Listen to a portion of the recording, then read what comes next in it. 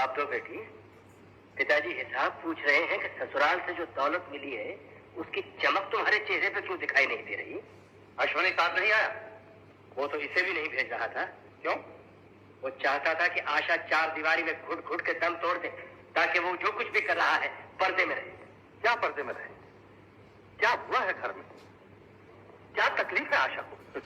तकलीफ कहेगी, चाहे जितना घूमे फिरे मगर अपने कमरे में, चाहे जितनी बातें करे मगर दीवारों से। सारे आराम तो उसे मिले थे, सिर्फ आजादी ही नहीं।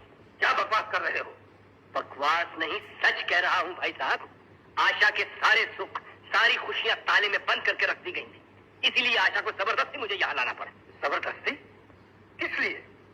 इसलिए कि मैं अब आशा को उस जेल खाने में नहीं जाने दूंगा। क्या मतलब है तुम्हारा? क्या हम इसे घर में बिठा लें? शादी के बाद बेटी का घर ससुराल होता है। हाँ, मगर तब जब ससुराल ससुराल हो, जेल खाना नहीं। जब सास माँ जैसी हो, बेगानों जैसी नहीं। जब पति पति जैसा हो, दुश्मन जैसा नहीं। ये मैं कुछ नहीं जानता। आप क्या जानते हैं? मैं सिर्फ इतना जानता हूँ कि आशा को वहीं जाना होगा जहाँ उसने अपनी जिंदगी गुजारनी है। उन्हीं लोगों से समझौता करना होगा जिनके साथ उसने रहना है। उसके घर वालों की मर्जी के बगैर मेरे घर के दरवाजे इसके लिए कभी नहीं खुल सकते। आशा वापस जाएगी। आशा वापस नहीं जाएगी। जरूर जाएगी। नहीं जाएगी। ऐसे नहीं जाएगी। आशा,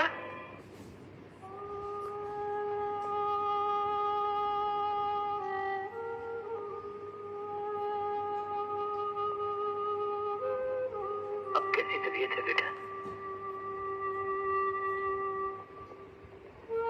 मैं वहां नहीं जाऊंगी, मुझे वहां मत भेजिए। मैं घबराओ नहीं बेटा, तुम वहां बिल्कुल नहीं जाओगी। मुझे जाना ही होगा। वो आ रहे हैं, वो मुझे ले जाएंगे, कमरे में कैद कर देंगे। आशा, कोई खाना नहीं देगा, कोई पानी नहीं पूछेगा, कोई आएगा न जाएगा।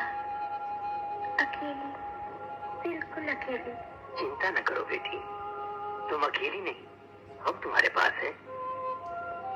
कोई नहीं,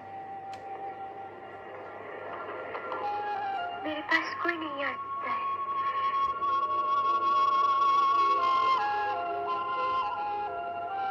चार दीवारी में बंद हो गई हूँ। कितनी भयानक दीवारें हैं।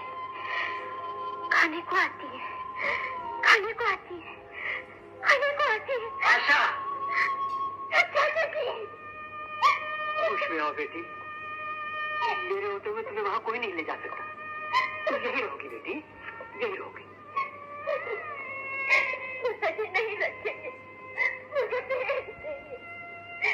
पिताजी को रोकिए।